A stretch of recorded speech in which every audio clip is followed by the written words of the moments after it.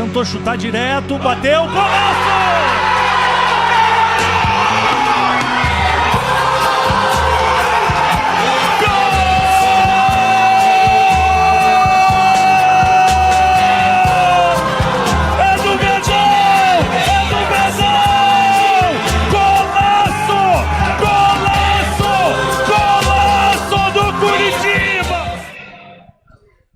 Voltamos para o nosso pós-jogo aqui, sempre lembrando dos nossos patrocinadores. Primeiramente, Mangu, cozinha internacional e nacional. Você tem no Mangu, fica ali na rua Visconde do Rio Branco, na frente do Sesc da esquina. E quando você for no Mangu, mostre que você segue tanto o Meu Curitiba quanto o Mangu no Instagram, que você ganha uma sobremesa.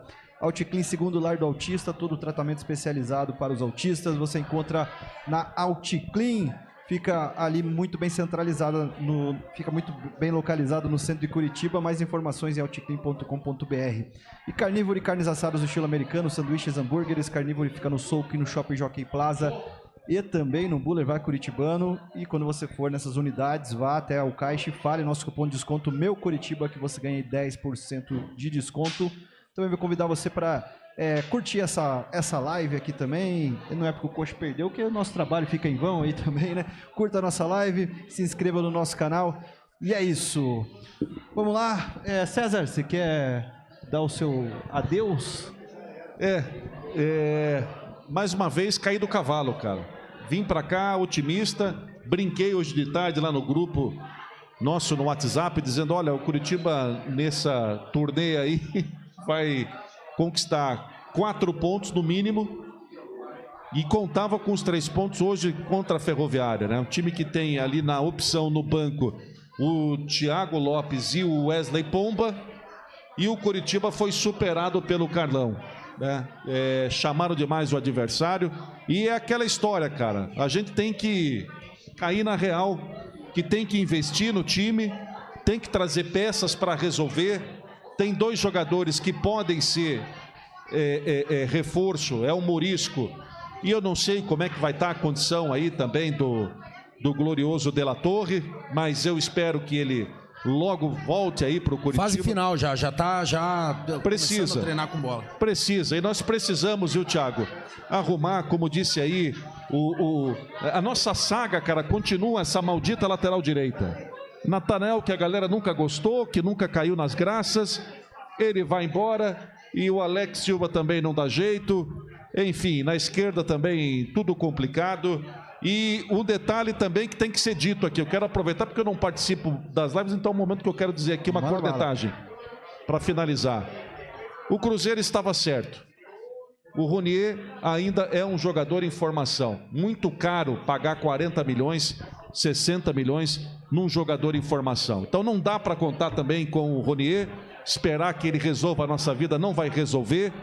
E o time tem exatamente as suas limitações e foi superado pela Ferroviária, que eu repito, não quer nada com coisa nenhuma dentro desse campeonato a não ser permanecer na Série B. Lamentavelmente a gente vai embora chateado, final de semana estragado com um time que no Couto Pereira nos dá uma leve... Também eu vou te dizer uma coisa, viu, Thiago? Com a bola que o Operário está jogando, ganhar do Operário não é nenhum super resultado, não é, né? Mas a gente acabou se empolgando e o Curitiba nos coloca na real. Para aqueles que diziam, porra, estou aqui, tá me deixando iludir, não. Curitiba não está iludindo ninguém. Desse jeito a gente não vai subir. Primeiro tempo eu me iludi. Vou cair na real. Depois realmente a gente cai na real. Mas da minha parte, agradecer mais uma vez, viu, Thiagão, a oportunidade, o carinho da galera e dizer que a gente está chateado porque a gente quer ver. Hoje era um dia para o Curitiba sacramentar a primeira colocação, quem sabe perder ali 1 ou 2 postos, mas não. O time vai sair da zona de classificação. Um abraço, Thiagão, um abraço, Marcão, um abraço, Will. É sempre um prazer. E a galera que participou aqui do Porcs, muito obrigado. Valeu, César. Will, vou chamar você para fazer aquele resumo aí do que foi esse jogo aí, essa noite triste aí para a torcida do Curitiba. Derrota amarga, Thiagão, derrota frustrante. Só uma coisa, eu coloquei uma enquete aqui, pessoal, só para não passar em branco ali, pra gente fazer a eleição no final do ano ali, mas hoje foi o menos pior ali, coloquei 3 opções só pra galera votar. Se fosse melhor em campo era o Carlão daí, né? Se fosse melhor em campo era o Carlão. Mas, Thiagão, derrota muito amarga, um primeiro tempo muito bom, onde o Curitiba nos deu esperança, né? Novamente com o primeiro tempo bom. No intervalo a gente comentou que o segundo tempo a tendência seria de recuar, a tendência seria um jogo mais difícil, mas eu não imaginava que fosse ter essa dificuldade, que fosse sofrer tanto. Mas falando um pouquinho sobre o jogo e sobre os lances e o que aconteceu de importante. No primeiro tempo o Coritiba teve uma marcação de linha alta, com muita qualidade nessa marcação, roubando bola lá em cima, gerando algumas situações. Inclusive o gol aos 17 minutos foi gerado através de uma marcação linha alta em que o Coutinho faz o gol, o Aquino rouba a bola e o Coutinho faz o gol. Na sequência teve uma bola na trave da Ferroviária, mas o Coritiba teve um primeiro tempo muito bom, conseguiu se manter em cima, onde teve lances, teve um contra-ataque que o Alex Silva perdeu uma chance, teve um chute do Sebastião Gomes que foi para fora. Um primeiro tempo muito bom, que nos deu expectativa, como eu falei. Já no segundo tempo, começou marcando alto, começou até com 2 chances, uma cabeçada do Josué com 1 minuto para fora, um lance que rouba a bola na saída que o Ronier chuta em cima da defesa com 2 minutos e a partir disso recuou completamente, deu campo para a Ferroviária e o jogo foi horrível da parte do Coritiba. Mostrou muita dificuldade, principalmente por questão física, né? A partir do momento que o Coritiba cansa e que os jogadores mais badalados, que tem mais qualidade, cansam, o Coritiba fica muito pobre. Não tem um banco em que possa ter substituição à altura. E falando um pouco do segundo tempo, a partir dos 8 minutos em que a Ferroviária criou uma chance, que foi uma bola na trave nas costas do Alisson, de lá pra cá só foram chances da Ferroviária, 2 gols do Carlão. Fora isso, até o próprio goleiro do Coritiba, Pedro Rangel, fez boas defesas. Então um segundo tempo muito pobre, em que o Coritiba nos decepcionou. E mostrando mais uma vez esse cobertor curto, que é o banco do Coritiba, onde não tem muita opção. Então a partir do momento que Josué, o seu melhor jogador, não vem, cansa, você perde essa referência. Lucas Ronier, que tem sua qualidade, não vem bem tecnicamente e você não tem uma peça para substituir ele à altura. Então o Coritiba mostra muita pobreza nisso, Thiagão. Boa, vai um pouquinho mais pra tua esquerda aí, Will, só pra gente se enquadrar legal. Aí, ficar embaixo do X aí, fica... Ok, vou ler alguns superchats aqui, ó. O Sodruter, aqui, ó. Josué tentou carregar o time nas costas. Ronier morto em campo e só foi substituído no final. O Vinícius Kazuma falando que o time covarde, ele falou que tá em Portugal acompanhando a gente às 3h40 da manhã. Esse é guerreiro, hein? Esse é guerreiro, hein, Vinícius? Bom, Marcão, vamos começar comentando esse primeiro tempo. Não é porque o Coritiba perdeu ali que dá pra tirar tudo de ruim desse jogo. Até que fez um primeiro tempo ali, é bom, né? Então o primeiro tempo foi bom. Eu falava aqui antes do jogo que eu classificava esse jogo como um jogo mais difícil do que o jogo contra o Goiás. Era um jogo que eu considerava como muito perigoso pela forma como a Ferroviária joga. A Ferroviária ela joga com uma marcação muito forte. Era a melhor defesa do campeonato junto com a do Coritiba. Hoje é a melhor defesa do campeonato, é a defesa da Ferroviária. É um time que não almeja muita coisa, quer ficar ali na Série B. Se ficar na Série B já é o título da Ferroviária. E aí o Coritiba vai para lá, faz um primeiro tempo muito bom, ergue as linhas de marcação, marca a saída de bola, cria mais oportunidades. Com essas oportunidades acabou não concluindo todas elas em gol, fez o gol com o Coutinho e aí depois, por excesso de preciosismo, principalmente do Lucas Ronier, acabou perdendo algumas possibilidades, algumas chances que teve para matar o jogo. E aí quando vem para o segundo tempo, ainda começa um segundo tempo, Thiago, que surpreendeu a mim. O Will também comentou isso no começo do jogo, porque começou com as linhas de marcação também mais altas, mas logo depois não aguentou. Eu falei no intervalo, o Coritiba jogou com a linha alta o primeiro tempo inteiro. Será que tem físico para aguentar isso no segundo tempo? Num segundo tempo, o Coritiba já pareceu extremamente cansado, time cansado, o que é natural quando você joga uma primeira etapa inteira fazendo marcação alta e correndo como correram. Isso eu acho que foi muito mal dosado no primeiro tempo do Coritiba. Aí no segundo tempo já cansado, aí quando precisou de peças de reposição, essas peças no elenco, todo mundo sabe que não tem, mas algumas coisas ele poderia sim ter feito. Ele poderia ter corrigido o lado direito, passando o Zeca para o lado direito e aí trazendo o João Almeida para jogar na lateral esquerda. Ele poderia ter tirado o Machado e ter puxado o Seba para fazer o primeiro volante e colocado o Vini Paulista para jogar como segundo volante ali. Poderia até ter mantido o Alisson, que não vinha tão mal assim no jogo. Era um jogador que estava brigando por todas as bolas. O Coritiba perdeu com a saída do Alisson, porque essa jogada que tinha pelo lado direito não teve mais. no segundo tempo, e aí quando o Josué sai do time, acabou o time. O Depena é um bom jogador, é um grande jogador, todo mundo deposita muita esperança no Depena, mas que até o momento não mostrou a que veio. O Depena até agora não jogou absolutamente nada no Curitiba. E o Ronier eu já falei algumas vezes, o Ronier, depois que ele renovou o contrato com o Curitiba, o futebol dele caiu absurdamente. Eu falei que eu tive um lapso ali, que eu fiquei feliz, que ele foi para cima da defesa, coisa que ele não vinha fazendo. No segundo tempo ele já não conseguiu fazer isso, e a decisão da última bola é sempre um grande problema para o Lucas Ronier. É sempre um grande problema. Aquela última bola que ou ele dá assistência ou ele finaliza, chega ali, parece que dá um pane, dá uma pane no cara, e ele não sabe o que fazer com a bola. O Curitiba, algumas coisas, cara, quando você vai ver os relacionados para a viagem, o Curitiba levou 3 zagueiros. Curitiba levou 3 zagueiros para essa viagem, tá? Desses 3 zagueiros, ele poderia, sabendo que não tem jogador pelo lado do campo, experimenta o Caio Mateus. O Rua Assis não vem jogando. Não é possível que não tenha sequer na base alguém que não esteja jogando melhor do que o Rua Assis, que possa dar uma possibilidade de jogar pelos flancos do campo. O flanco agora foi lá atrás, né? Jogar pelos lados do campo, fazer um pouco mais jogada de linha de fundo, fazer uma ultrapassagem com o Ronier, ou alguém que jogue pelo lado direito para apoiar do lado direito, porque o lado direito do Curitiba é morto. O lado direito do Curitiba é absolutamente morto. O Alex Silva teve alguns lapsos aí em algumas partidas que fez, mas todo mundo sabe até onde ele consegue ir. Todo mundo sabe qual é a limitação do Alex Silva. O cara que era reserva da Portuguesa, foi reserva do Mozart no Mirassol, e agora é a solução da lateral direita do Curitiba, é algo que não entra na cabeça. O Zeca foi falado na reunião ainda, a reunião que nós tivemos com o Dancona, o Dancona falou, o Zeca foi contratado para jogar na lateral direita. O Mozart, pelo jeito, não concorda com isso. Pelo jeito ele não concorda. E você tendo um jogador como o João Almeida, que foi, na minha opinião, um grande destaque do campeonato estadual, e eu não estou falando destaque do Curitiba, foi destaque do campeonato, o João Almeida, que não consegue ter oportunidade. E isso sem falar em Giovanni Meurer, que não viaja mais. São 3 jogos sem ser relacionado o Giovanni Meurer, que é um jogador que ainda pode ter uma saída para alguma coisa, porque é um meia, que ele é um volante que sabe entrar, pisa na área, que finaliza, que tem um bom passe e que poderia ajudar muito num jogo fechado como esse de hoje. Algumas coisas do Mozart ainda não consigo entender. O primeiro tempo eu elogiei pela entrega, por tudo que foi feito. Falei, Mozart, parabéns.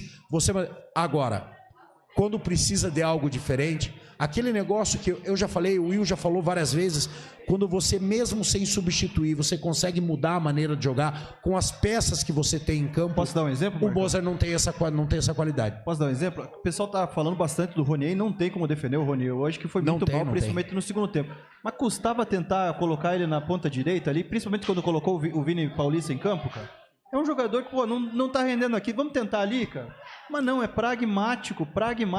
Sai volante, entra volante, sai o Alisson, entrou o Vini Paulista, nada, sai o Coutinho. Sai o Machado e entra o Josué, sai o Coutinho, entra o Brumado. É isso. Cara, não tem como. Todas as substituições foram peça por peça. Não peça teve por peça que a gente está acostumado a ver em todos os jogos.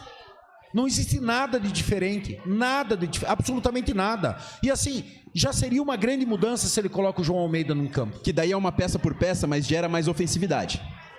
E assim, ele ia tirar ali um lateral direito, ia colocar um lateral esquerdo e deslocar o esquerdo que joga na direita para lá. Até mesmo se ele entra no lugar do Zeca, ele já gera mais um setor ofensivo do Curitiba. Eu digo nem tanto pela mudança, às vezes você inverter um lateral de lado e tal. Digamos que ele entrasse no lugar do próprio Zeca, já gerava uma situação maior, até pela perna dominante que a gente tanto fala do João Almeida, que o Zeca não tem, né? A gente percebe que quando a bola vem, ele entorta todo o corpo para trazer para a perna direita. Teve um lance claro desse. Que o Ronier, ele pega a bola, vai indo para a linha de fundo, o Zeca faz a ultrapassagem e ali ele dá o passe. Quando a bola chega no Zeca, o Zeca vai virar o corpo, e assim, o Zeca ele está numa diagonal, quem está na diagonal finaliza com a perna dominante, que no caso do lado esquerdo, com a perna esquerda, ali era meio escrito que deveria ter sido feito, finalizado na diagonal, no gol. Ali, naquele gesto dele virar o corpo para buscar a perna direita dele, dá tempo do zagueiro chegar e ali ele acabar perdendo o gol. Então, essas teimosias do Mozart, esse pragmatismo do Mozart, faz com que o Curitiba seja um time muito fácil de ser estudado pelo adversário. Muito fácil, muito fácil. Quando você não tem opção, de mexer no time, principalmente com as peças que estão em campo, porque o grande treinador, às vezes, ele não precisa mexer as peças. As peças permanecem e ele muda a maneira de jogar. Ele não tem isso. Quem fazia isso muito? O Morínigo. Vocês vão lembrar que o Morínigo, ele era o rei do mudar o time do primeiro para o segundo tempo. E muitas vezes suco no intervalo lá que mudava. Sim, e tudo. muitas vezes sem mudar as peças. Ele fazia isso. O Mozart já não tem essa capacidade de mudar o time ou de melhorar o time. É óbvio que quando você vai para o intervalo com o primeiro tempo que o Curitiba fez, você tenta manter aquilo ali. Agora, você precisa botar a mão na cabeça e falar assim, meu time consegue fazer marcação alta desde o começo? De novo? Ele acreditou, acho que seria parecido com o jogo contra o Operário, né? Em que fez o placar no primeiro tempo, teve um bom primeiro tempo e a tendência seria voltar para o segundo tempo. E como o Curitiba vem tendo uma defesa sólida, eu acho que o Mozart pensou que ia segurar o resultado e foi pego completamente desprevenido. Porque assim, a Ferroviária fez 2 gols e teve mais chances. O próprio Thiago Lopes, que a gente brincou aqui na transmissão, perdeu 2 chances. Eu acho que o Mozart apostou muito nessa solidez defensiva que não aconteceu no segundo tempo. Mas eu vou falar mais do que isso. Aí vem a lição de casa. Eu vou passar o teu contato pro Mozart. Porque antes do jogo, o Will falou aqui, quem está acompanhando a live vai lembrar, o Will falou aqui, eu fiz uma análise da Ferroviária, a Ferroviária quando ela precisou buscar o resultado, por exemplo, contra o Cuiabá, foram 23 finalizações. Os 2 jogos que ela esteve perdendo contra o Remo, que estava 1-0 pro Remo, eles empataram no final, e o jogo contra o Cuiabá, que eles estavam perdendo e perderam, contra o Remo 29 finalizações e contra o Cuiabá 18 finalizações. Então é um time que quando precisou do resultado realmente saiu e atacou. E hoje a gente viu. Hoje eles atacaram, tiveram mais chances do que os próprios 2 gols. E o Curitiba foi muito frágil no segundo tempo. E é isso que eu falo da lição de casa. Será que o Mozart não viu isso? Por isso que eu falei, vou passar o contato do Will pro Mozart. Que daí antes do jogo, o Mozart liga pro Will e o Will passa para ele tudo isso que ele falou aqui antes do jogo, aqui na live do meu Curitiba, que você acompanhou, as coisas que nós alertamos aqui. Eu falei, é um jogo perigoso, eu acho um jogo mais difícil do que o jogo contra o Goiás. É um jogo muito perigoso. O Will veio com todos os dados da Ferroviária. Mas será que a comissão técnica do Curitiba não faz essa lição de casa? Será que a comissão técnica do Curitiba não vai buscar esses dados? Não vai assistir o jogo? E aí, se faz isso, por que é que não corrige? Porque se você colocar elenco por elenco, não tem comparação. O elenco do Curitiba é infinitamente melhor do que o elenco da Ferroviária. Como é que você vai falar do elenco da Ferroviária quando você vê jogadores, até como o Thiago Lopes, o Wesley Pomba, jogadores, tem o Ricardinho, que jogou no Paraná Clube aqui também. Cara, não tem comparação. E salientar, Marcão, a Ferroviária contratou 14 jogadores para a disputa da Série B. Então é um elenco completamente em formação. Até porque não conseguiu acesso no Campeonato Paulista. É um time que se mantém na Série A2 do Campeonato Paulista. Como não conseguiu o acesso para a Série A1, contratou 14 jogadores visando o Campeonato Brasileiro da Série B. Foi o que nós falamos. Eles utilizaram a janela dos estaduais, que foi menosprezada pelo Curitiba e que eu não canso de falar. Muita gente fala, mas só pode contratar quem jogou estaduais. Tá bom, 3.500 jogadores no Brasil jogaram estaduais. O próprio Carlão jogou estadual pelo Noroeste. Foi contratado agora para a 2ª divisão. Entendeu? Então, assim, o Curitiba não utilizou essa janela para contratar. Poderia ter contratado. Não é possível que em 3.500 atletas que disputaram no Brasil inteiro campeonatos estaduais, você não ache um jogador de lado de campo, você não acha um jogador, um finalizador, você não acha um outro lateral direito para disputar a posição ali com o Alex Silva. Não é possível, cara, que em um país continental como o Brasil, com 3.500 atletas jogando campeonato estadual, e daí naquela janela fala assim, não, nós não contratamos porque só pode contratar quem jogou o campeonato estadual. Porra! Aí parece que o torcedor é idiota, cara. Parece que o torcedor é burro. Parece que só os scouts, o programa do Liverpool, a comissão que analisa os scouts do jogador, formados pelo Magela, pelo Ray Charles, porque não é possível, cara.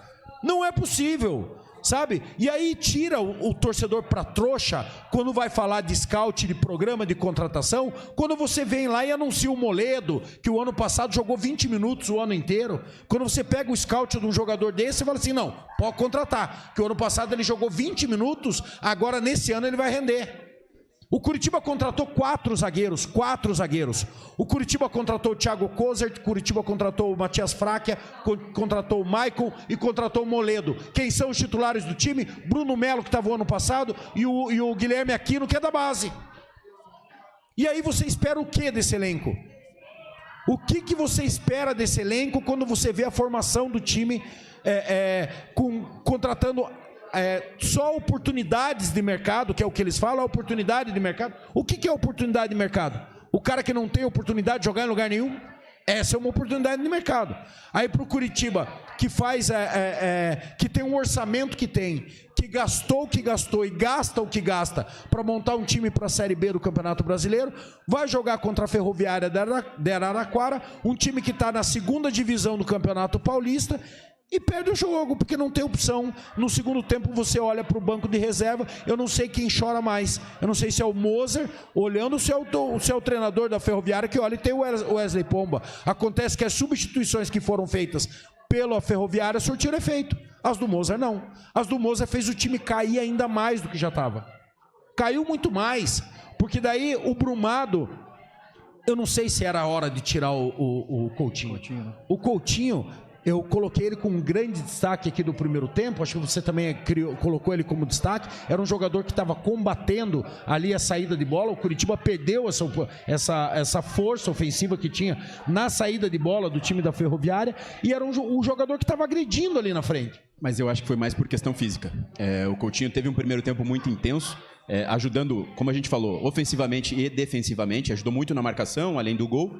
O segundo tempo também, o Coutinho marca muito, briga muito, e eu acho que já era uma substituição cansada, muito por questão física, e daí a gente entra nesse mérito da questão física que o Curitiba sentiu hoje. E é diferente do caso do jogo contra o Operário. Nitidamente, contra o Operário, o Curitiba sentiu a questão física no segundo tempo, mas entraram jogadores para destruir. Então fica um papel mais tranquilo de você fazer o papel sujo. Hoje, no momento que a gente precisou mexer, no momento que a gente precisou fazer as alterações, era um momento em que o Curitiba já buscava o resultado, já estava empatado no caso, então já precisava sair um pouquinho mais para o jogo. Não era a questão de destruir. E daí ficou muito pobre, né? Todas as mudanças, nenhuma mudou o time para melhor, todas foram negativas. Mas muito eu acho que por conta da situação do jogo. O Curitiba precisava se expor mais, precisava jogar mais e não conseguiu. E daí trazendo para o contexto do jogo contra o Operário, que era muito mais fácil você destruir e fechar a casinha. Então esse segundo tempo eu acho que é o principal ponto que a gente pode tocar. Primeiro, na questão do elenco e a fragilidade do elenco. Você não tem peça de reposição, você não tem peça de troca, e daí a gente entra no mérito também do Mozart na questão de, às vezes, demorar para mexer. Nitidamente, ele não queria mexer. E mexidas pragmáticas. Ele foi mexer com 70 minutos de jogo, Marcão, porque o time já estava nitidamente cansado. E eu acho que se ele pudesse, ele não mexeria, né? Ele mudou por questão física.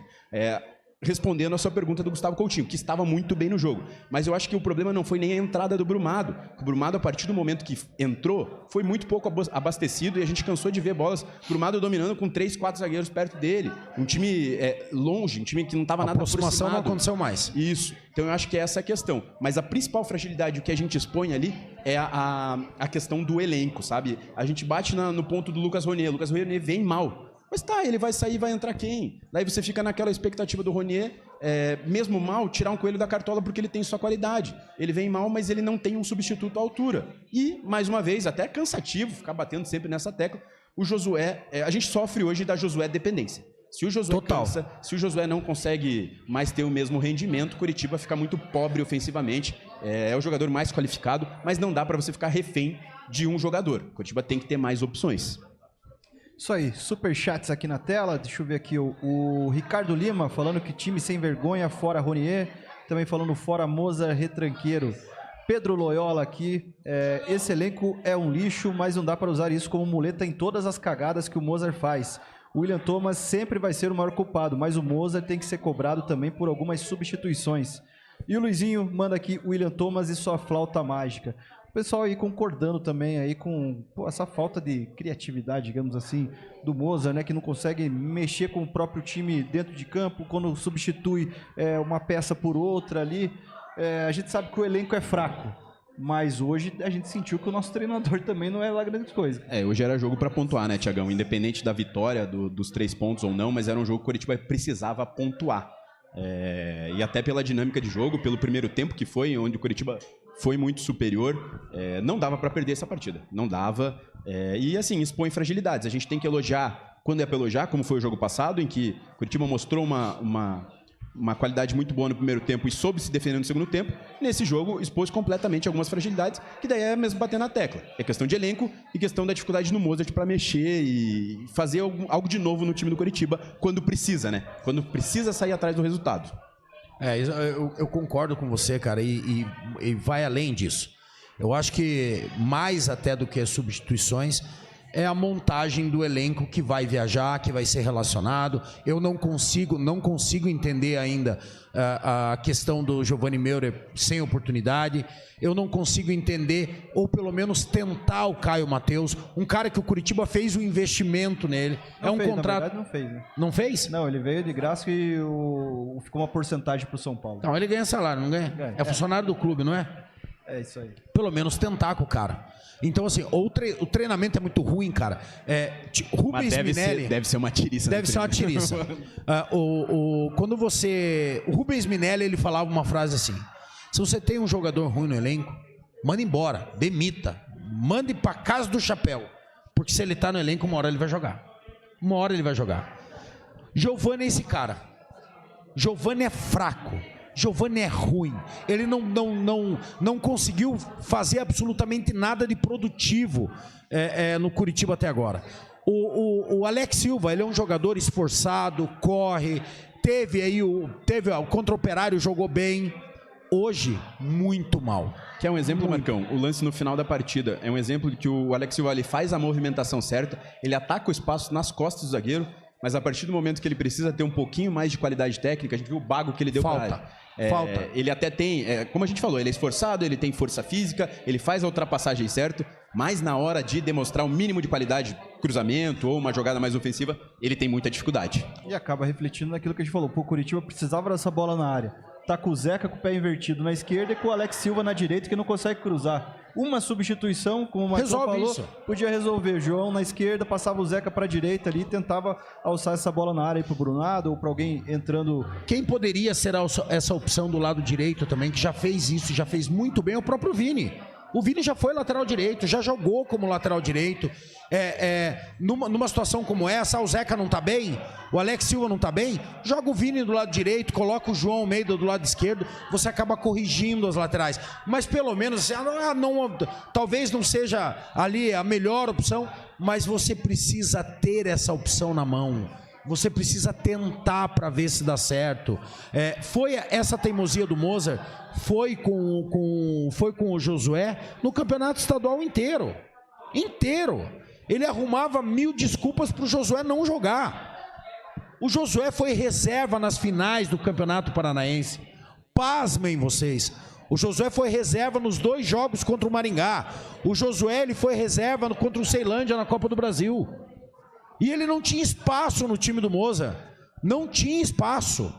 O cara ele tem que provar demais para o Mozart para ele conseguir uma oportunidade. E aí o Mozart mantém aquela linha dele e não mexe no pensamento dele. É isso. E a questão do Alex Silva é muito isso, cara. Todo mundo sabe que ele não tem bola para ser titular do Coritiba. Tocando no ponto do Vini Paulista, Marcão, eu sou um defensor do Vini, acho muito bom jogador, mas ele vem regredindo na mão do Mozart, tá? Nessa Série B, tudo bem, ele tem problemas físicos, a gente sabe, ele se machuca muito, mas nessa Série B, ele não entrou bem nas partidas em que entrou. Mas jogou na posição dele? Não, então, por isso que eu tô falando, ele vem regredindo nas mãos do Mozart. E é um jogador que a gente sabe do potencial, ele não entrou bem na partida contra o Operário, mais uma vez hoje ele não entrou bem, inclusive o lance do segundo gol, ele dá espaço pro Zé Mário fazer o cruzamento. Então, assim, é um jogador que a gente sabe do potencial, que a gente já viu a qualidade dele. Ele não pode regredir assim. Ele não pode. Tem alguma coisa que precisa ser feita ali. Você tem um bom jogador nas suas mãos, você não pode perder ele dessa forma. Mas você quer um exemplo disso, cara? Eu vou puxar lá atrás agora. Matheus Bianchi. O Bianchi, segundo volante, insistentemente foi colocado para jogar até de centroavante. Jogava de centroavante, jogava como meio armador, jogava como ponta. E eu falava, isso é triste, porque o cara não é nenhum craque, mas o treinador vai acabando aos poucos com a carreira do jogador. Aos poucos ele vai acabando com a carreira do jogador, colocando ele fora de posição para jogar. O Vini Paulista, o Seba Gomes, ele vai render muito mais o dia que ele jogar na posição dele. Ele vai render muito mais. Qual é a posição do Seba? Muita gente nem se liga qual é a posição do Seba, de tanto que ele joga de segundo volante. Ele é primeiro volante. O Seba Gomes, ele era titular, capitão e ídolo do Nacional de Medellín como primeiro volante. Ele foi inventado como segundo volante aqui no Curitiba, mas ele é primeiro volante. O Vini Paulista é segundo volante. O melhor jogo do ano do Curitiba, mas o adversário era fraco, não interessa, eu tô falando da postura do time, foi contra o Andraus. E naquela partida, o meio de campo do Curitiba foi Seba Gomes, primeiro volante, Vini Paulista, segundo volante, e Josué, meia da armação. Custa pelo menos tentar fazer isso. Só tentar, tenta para ver se dá certo. Mas a insistência dele com o Machado e com o Giovani não permite que abra-se a cabeça para pensar em novas possibilidades. Eu acho que principalmente nas substituições, Marcão. A gente até entende que o Machado é um homem de confiança dele ali e as jogadas saem muito. O Machado até não foi mal hoje. As jogadas saem muito pelo Machado, mas essa questão da variação tática, durante a partida, você utilizar essa possibilidade que você falou. Você pode ter o teu time ideal com o Machado de cabeça de área. Tudo bem, mas você tende a ter uma variação tática, e o Sebastião Gomes como primeiro volante, tendo um outro segundo volante, pode ser o Vini, o Giovanni Meurer, como você comenta, pode ser uma variação interessante para trazer o time mais para frente, como era o caso do segundo tempo do final do jogo, em que o Curitiba precisava, né, se lançar mais para frente. E tanto o Vini quanto o Giovanni Meurer tem uma característica que só os dois têm no time, que é o arremate de média e longa distância. Num jogo apertado, amigo, num jogo que você não consegue criar muita coisa, às vezes o chute de fora da área é o que pode trazer alguma solução para você. E arrisco a dizer que o Curitiba teve uma finalização de fora da área, que foi do Sebastião Gomes no primeiro tempo. Não me lembro Não teve mais. No jogo passado, o Vini Paulista arrematou, depois que ele entrou, ele arrematou de fora da área, e não mais também. O Curitiba tá pecando muito. Outra coisa que precisa treinar um pouco mais, cara, é bola parada. Porque daí você tem um Brumado daquele tamanho dentro da área. Você tem o Aquino, que é enorme, o cara é alto pra caramba. Você tem Bruno Melo, você tem jogadores altos. E o Curitiba não vem aproveitando. Bola parada, alçada na área, o Curitiba não tem. Sempre primeiro pau pro Alex Silva. Sempre no primeiro pau pro Alex Silva. Agora falar um pouquinho do Aquino também, Marcão.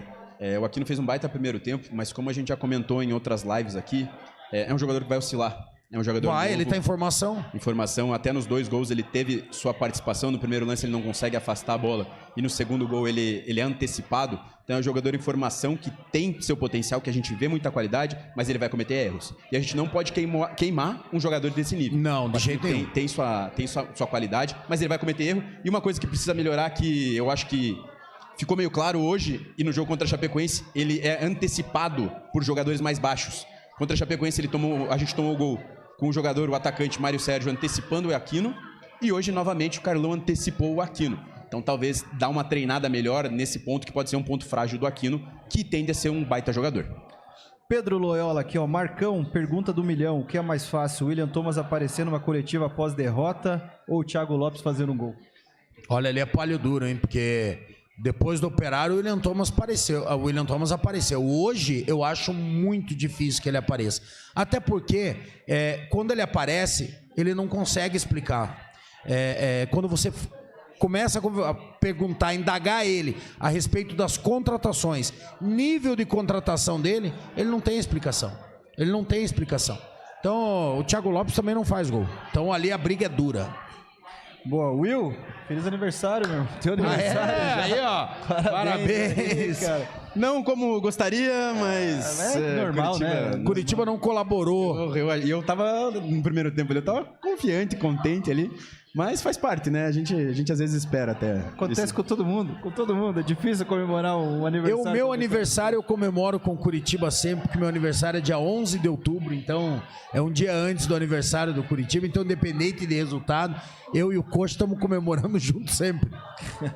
Aí sim, agradecer a todo mundo aqui, ó, o Vision, Kelly Joy, o Moon River, Nil, Nick, Vitor Alves, Kleber, B, aqui todo mundo presente no nosso chat. Vamos encerrando o nosso pós-jogo por aqui, lembrando que o Curitiba joga mais uma vez fora de casa, agora enfrenta o Goiás fora de casa, acho que volta, né, para Curitiba para fazer o treinamento durante a semana. Com certeza. Tem bastante tempo, né, Thiagão? Tem bastante tempo, inclusive acho que agora é só um joguinho por semana até um bom tempo, né? Só para finalizar, um mês de maio difícil, tá? Jogos difíceis, Curitiba enfrenta o Goiás fora, depois o América em casa, que é um adversário direto, Criciúma fora e Avaí em casa. Então todos os jogos até o final de maio aí, eu acho que jogos difíceis. Isso aí, vamos ver como que vai ser esse trabalho durante a semana. Dificilmente aí, acho que o Mozart vai mexer no time, mas quem sabe não leva uma comida de rabo do Lucas ali. Tem alguns jogadores que possam estar voltando aí, né? O De La Torre está em fase final aí de recuperação já.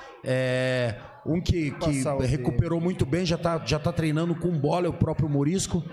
Então, Nicolas Careca tem. O Nicolas Careca também. Mas eu acho que ele vai manter a escalação, tá? Se não tiver não tenho dúvida nenhum disso. probleminha físico ali. Até porque o primeiro tempo foi bom. Então a escalação eu entendo ser mantida, né? Só eu passar aqui o DM do Curitiba, ó.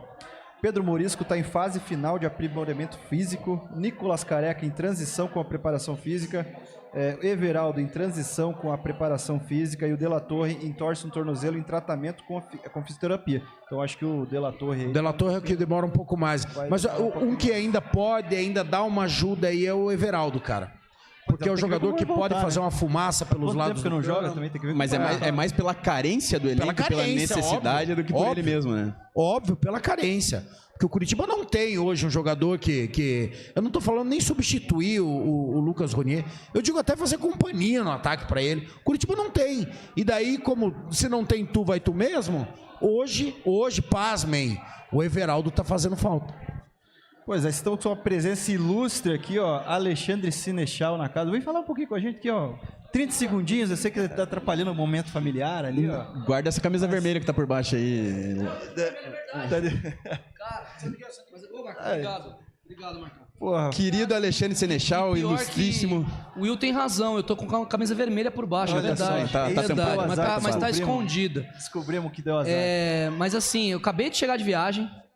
Vim passar o final de semana aqui, eu tô fora, né? Tô em São Paulo até o final do ano. Nosso menino da ESPN, né? Trabalhando na ESPN agora. Isso é verdade. Até o final do ano eu tô lá. E assim, Thiagão, eu ia dormir, cara. Eu tô muito cansado. Eu não tô mais cansado que o Curitiba hoje. O Curitiba hoje tava cansado no segundo tempo. Eu assisti o segundo Mais tempo. que o Ronier é impossível. Realmente tá difícil a questão pro Curitiba. Mas eu vim pra cá porque hoje é aniversário do William, né? Agora é aniversário do William. No sábado, dia 3 de maio. Então eu vim dar parabéns pro meu amigão aqui. Meu parceiro de vida, padrinho do meu casamento, inclusive. Tô com a minha esposa e minha pequena aqui também. Então eu vim pra cá pra prestigiar vocês. Eu nunca tinha vindo, né? Nenhuma live aqui do meu Curitiba aqui no Porks. Então eu vim prestigiar vocês e vim dar parabéns pra esse cara aqui, que é a revelação, né? Já do jornalismo paranaense nesse ano. Não dá pra falar diferente. Esse cara aqui não só é um grande amigo, como também é um grande jornalista e um grande conhecedor de futebol. Reforço gigantesco de vocês. E um cara que eu sou muito suspeito pra falar, como vocês perceberam. Não, a galera tá gostando pra caramba, que é só elogios aqui nos comentários pro Will aí. Inclusive, já deram parabéns pro Will nos comentários? Já aí? deram. Parabéns, meu amigo. Inclusive, obrigado, né? Obrigado a todos. Então é isso aí, rapaziada. Vamos encerrando o nosso pós-jogo por aqui. Lembrando que a gente volta na segunda-feira com o nosso estúdio Meu Curitiba para comentar um pouquinho desse jogo e outros assuntos mais aí com o Rogério e todo mundo escalado. Isso aí, galera. Um grande abraço. Até a próxima.